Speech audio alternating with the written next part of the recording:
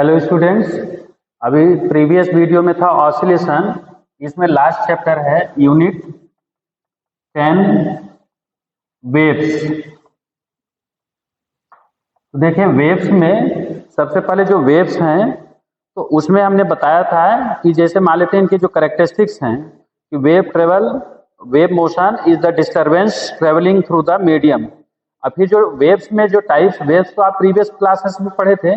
उसके बाद जो वेव्स के टाइप्स हैं तो देयर आर 3 टाइप्स। एक होता है इलेक्ट्रोमैग्नेटिक वेव्स, सेकंड होता है आपका मैकेनिकल वेव्स और थर्ड होता है मैटर वेव्स। तो इलेक्ट्रोमैग्नेटिक वेव्स जिसके लिए मीडियम नेसेसरी नहीं होता है उसको हम क्या कहते हैं, इलेक्ट्रोमैग्नेटिक वेव्स, जैसे लाइट वेव्स। सेकेंड नंबर है मैकेनिकल वेव्स, जैसे साउंड, जैसे हम आप बोल रहे हैं तो इसके लिए मीडियम क्या होता है, नेसेसरी होता है। इसके बाद लास्ट में होता है मैटर वेव्स, जिसके लिए जो है अब मैटर वेव्स में जैसे इलेक्ट्रॉन, प्रोटॉन, ये सब क्या है, matter waves. Waves there are 2 types, longitudinal and transverse waves. जो ट्रांसवर्स वेव्स होती हैं, ट्रांसवर्स वेव्स, ट्रांसवर्स वेव, इसमें जो मोशन होता है वो परपेंडिकुलर मोशन होता है। मीडियम के परपेंडिकुलर जब मोशन होता है क्रस्ट एंड ट्रफ के फॉर्म में तो उसे हम क्या कहते हैं, ट्रांसवर्स वेव। सेकंड नंबर होता है लॉन्गिट्यूडनल वेव्स। लॉन्गिट्यूडनल वेव्स में इस तरह से देखिए कि उसमें लॉन्गिट्यूडनल वेव्स, जैसे स्प्रिंग में जो वेव्स डेवलप होती है, स्प्रिंग में, तो इस तरह की जो वेव्स होती है उसे हम क्या बोलते हैं, लॉन्गिट्यूडनल वेव्स। तो वेव्स कितने टाइप की, 2 टाइप्स की, एक लॉन्गिट्यूडनल, सेकंड नंबर क्या है, ट्रांसवर्स वेव्स। नेक्स्ट टॉपिक आता है कि डिस्प्लेसमेंट इक्वेशन। डिस्प्लेसमेंट इक्वेशन, तो देखिए डिस्प्लेसमेंट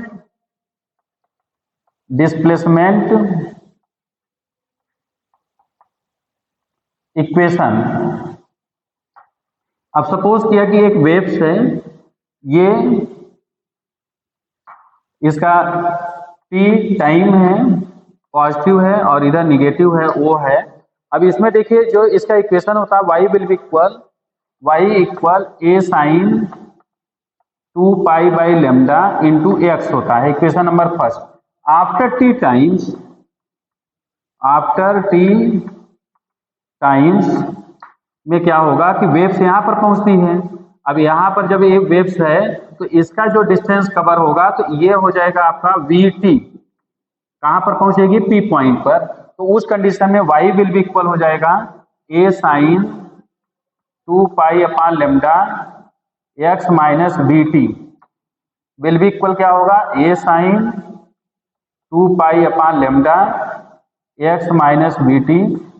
इसको आप देखें y विल बी इक्वल हो जाएगा a sine 2 pi x by lambda minus 2 pi bt by lambda will be equal होगा a साइन kx माइनस, देखिए v अपॉन लेमडा को कहते हैं न्यू, तो 2 पाई न्यू इंटू टी। तो इस तरह से ये हो गया y will be equal a sine kx minus omega T.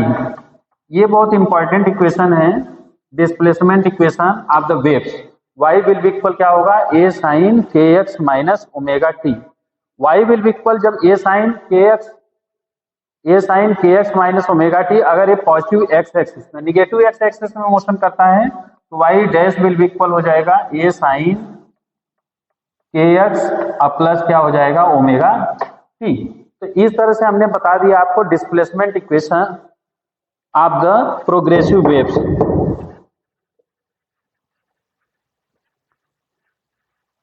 Displacement equation के बाद जो है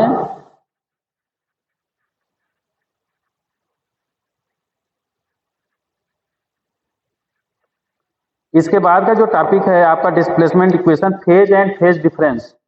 तो देखिए फेज एंड फेज डिफरेंस।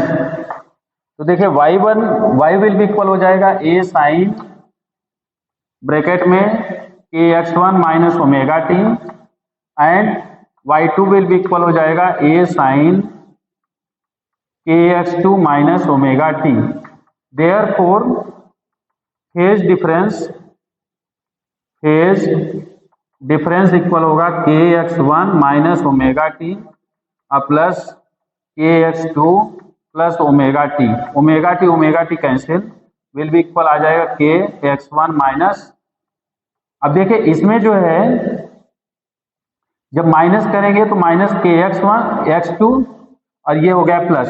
अब ये आ गया आपका k into delta x will be equal 2 pi by lambda into delta x will be equal 2 pi by lambda multiply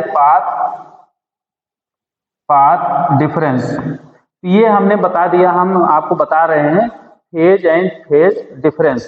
तो फेज एंड फेज डिफरेंस में y will be equal y2 will be equal, इसके बाद हमने difference find किया, ये आपका आ गया जो फेज डिफरेंस आता है वो कितना आता है 2 pi upon lambda into delta x. Next जो टॉपिक है वो आपका है स्पीड ऑफ वेव्स। तो देखिए स्पीड ऑफ वेव्स में speed of sound wave in air. तो न्यूटन्स की थ्योरी में जब हम देखते हैं तो स्पीड जो है v विल बी इक्वल होता है under root k upon rho will be equal, isothermal process होती है इसलिए p upon rho will be equal आता है 280 मीटर पर सेकेंड। बट लॉप्लास ने इसमें करेक्शन किया, बोले कि ये जो प्रोसेस है वो आइसोथर्मल प्रोसेस ना होकर के एडियाबैटिक प्रोसेस होता है। और जब एडियाबैटिक प्रोसेस में जब कैलकुलेशन किया गया तो वेलोसिटी विल बी इक्वल आ गया under root gamma into p by rho will be equal 332 meter पर सेकेंड। तो ये हो गया आपका speed of sound waves in air. In air में जो साउंड वेव्स की स्पीड होगी वो हमने आपको बता दिया कि इनिशियली न्यूटन्स के थ्योरी के बेस पर v इक्वल कितना होता है 280 मीटर पर सेकेंड, जो एक्सपेरिमेंटली क्या है रॉन्ग है। बाद में लॉप्लास ने करेक्शन किया कि ये जो प्रोसेस है वो आइसोथर्मल ना होकर के एडियाबैटिक प्रोसेस में आता है और इस तरह से उसकी जो स्पीड होगी वो होगी 332 मीटर पर सेकेंड। नेक्स्ट जो टॉपिक है इसमें वो है interference of the waves.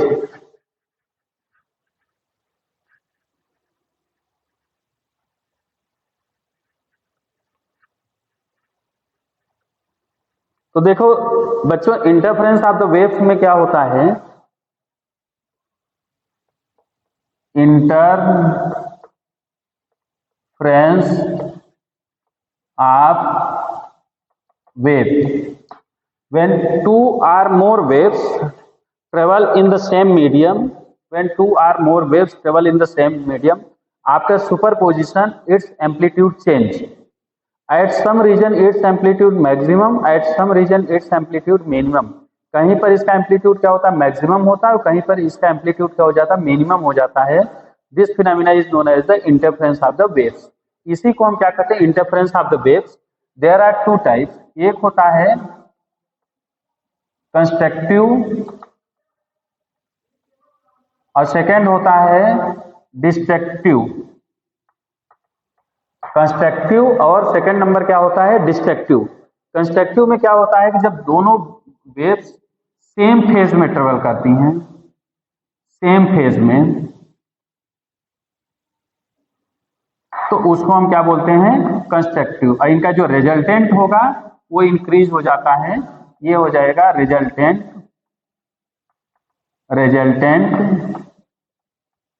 Wave, first wave, और ये हो गई सेकेंड वेव। ये आपका हो गया कंस्ट्रक्टिव। और सेकेंड नंबर होता है डिस्ट्रक्टिव, जिसमें फर्स्ट वेव्स और सेकेंड इसके अपोजिट फेज में मोशन होता है, और इस तरह से ये सेकेंड वेव और ये हो गया फर्स्ट वेव, और ये आपका रिजल्टेंट रिजल्टेंट वेव। तो इस तरह से ये क्या होगा आपका डिस्ट्रक्टिव इंटरफेरेंस और इधर क्या होगा कंस्ट्रक्टिव इंटरफेरेंस। इसके बाद ये टॉपिक आपका कंप्लीट हो गया। मतलब मींस इंटरफेरेंस क्या होता है, when two or more waves travel in the same direction after superposition its amplitude change at some region its amplitude maximum, at some region its amplitude minimum. This phenomena of the waves is known as the interference. When both waves travel in the same phase, then constructive interference, and both waves travel in the opposite phase, then destructive interference is formed. Thank you.